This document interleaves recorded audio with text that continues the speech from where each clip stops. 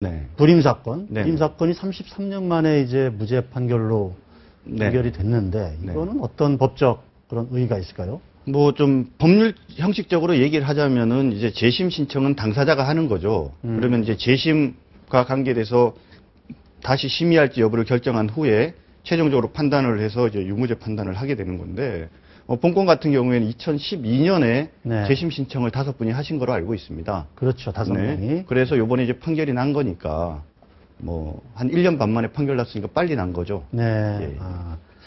근데 왜 최근에 영화 뭐 변호인 돌풍을 일으켰었잖아요. 네, 네. 이제 거기에 이제 불임 사건이 보셨어요, 영화? 네, 저 봤습니다. 그 뭐랄까 그런 어떤 영화 흥행 네. 이런 것들이 재판 결과에 영향을 좀 미칠 여지가 있습니까? 저는 실제로? 거꾸로인 것 같은데요. 대한민국의 어느 시점 이후에 시대적 또는 사회적 분위기가 그런 변호인 같은 영화가 국민들에게 어필할 수 있는 분위기가 됐기 때문에 네.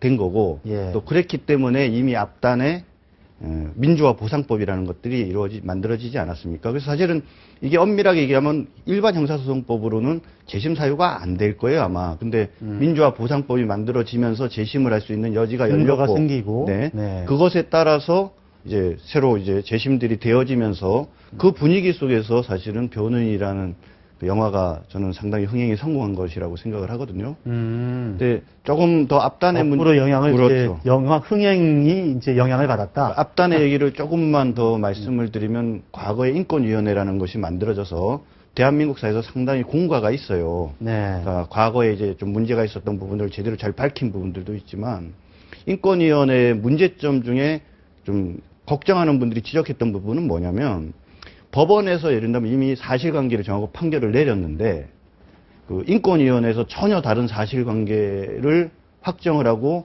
그 확정된 사실에 의해서 다른 결정들을 해버리는 거죠. 그리고 인권위원회의 결정이 다시 법원으로 와가지고 그렇죠. 그 법원의 사실관계 판단에 영향을 미쳐버리는 거예요. 네, 예. 그러니까 결국 과거에 판결을 내렸던 결과적으로 판결을 무력화시켜버리는 이런 부분들도 없지 않아 있었거든요. 지금 이 불임 사건에 대해서는 제가 아마 이 말씀 드리면 저를 좀 미워하는 분이 혹시 계실지 모르겠는데 네. 그러니까 재심의 사유를 잘 봐야 된다고 봐요.